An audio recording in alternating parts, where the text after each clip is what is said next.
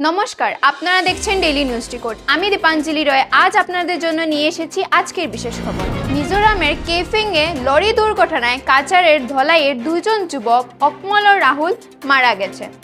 রবিবার রাতে শিলচর আসার সময় গাড়িটি খাদে পড়ে যাওয়ায় তারা ঘটনাস্থলে প্রাণ হারান। এই খবরে তাদের এলাকার শোকের ছায়া নেমে এসেছে এবং তারা মিজোরামের উদ্দেশ্যে রওনা হয়েছে। লক্ষ্মীপুরের মানুষের সব সময় পাশে থাকার কথা দিলেন এম শান্তিকুমার সিনহা।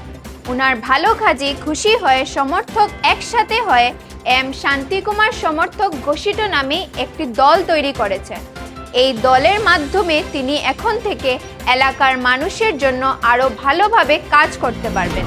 মাধ্যমিকের ফলাফলের মাঝেও রামকৃষ্ণ বিবেকানন্দ সোসাইটির ছাত্রছাত্রীরা দারুণ সাকসেস পেয়েছে।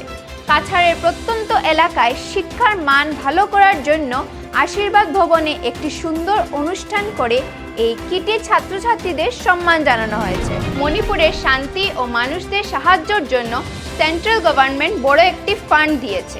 রিলিফ ক্যাম্পের জন্য 424 কোটি এবং মানুষদের থাকার ব্যবস্থার জন্য 523 কোটি টাকার মঞ্জুর করা হয়েছে। রাজ্যের অবস্থা নর্মাল করার জন্য এই বড় পদক্ষেপ নেওয়া হয়েছে। আসামের জোরহাটে একটি দারুণ ইনিশিয়েটিভ নেওয়া হয়েছে।